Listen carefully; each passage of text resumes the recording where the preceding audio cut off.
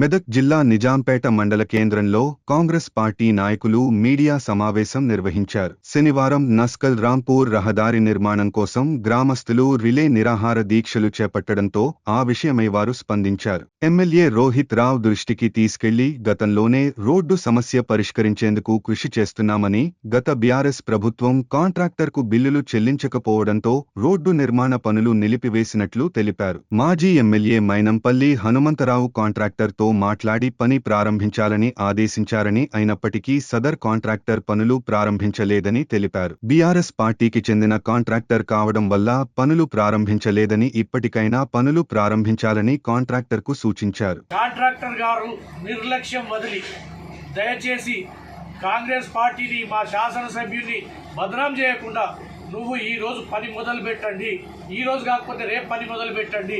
మీరు పని మొదలుపెట్టిన అతి త్వరలోనే మేము చెప్తా ఉన్నాం. ఈ సమావేశం ద్వారా సభాముఖంగా పాత్రికేయుల ద్వారా మేము తెలుపుతా ఉన్నాం. అతి త్వరలోనే మీకు డబ్బులు ఇప్పించే బాధ్యత కూడా మా నాయకుడైనటువంటి మైనంపల్లి హనుమంతరావు గారి ద్వారా మీకు ఏర్పాటు చేస్తామని చెప్పి ఈ సందర్భంగా మేము తెలియజేస్తా ఉన్నాం.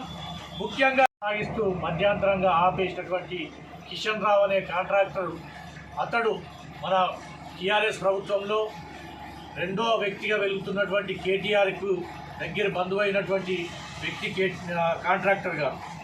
ఆ కాంట్రాక్టర్ గారు అప్పుడు ఎక్కడెక్కడో పనులన్నీ మొదలుపెట్టి దీన్ని నిర్లక్ష్యంగా కొంతవరకు పనిచేసి వదిలిపెట్టడం జరిగింది. దాన్ని గతంలో కూడా మా ఎమ్మెల్యే గారికి, మా నాయకుడైనటువంటి మైనంపల్లి హనుమంతరావు గారి దృష్టికి కూడా తీసుకుపోవడం జరిగింది. ఆ కాంట్రాక్టర్ గారితో ఫేస్ టు ఫేస్ కూడా మాట్లాడించడం కూడా జరిగింది.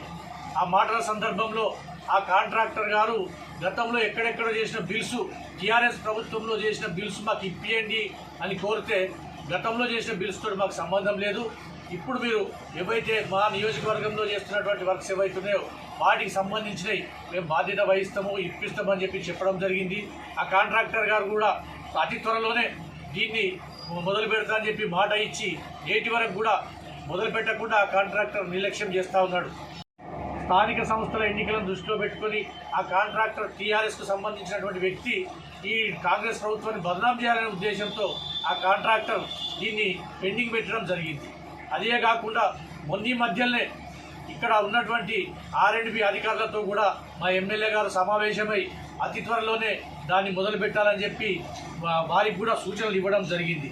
ఇంకోటి ముఖ్యంగా మేము కోరుతా ఉన్నాం ఏంటంటే, గత 10 సంవత్సరాల పాలనలో టీఆర్ఎస్ ప్రభుత్వం మంజూరు చేసినటువంటి ఏవైతే రోడ్లున్నాయో వాటిపైన పనిచేసి పాపం వాళ్ళకు కూడా ఇబ్బంది జరుగుతూ ఉంది. ఆ కాంట్రాక్టర్లకు వాటికి వచ్చే బిల్సు దేని కొరకు మరి ఆపేసిరో మాకేం తెలియదు.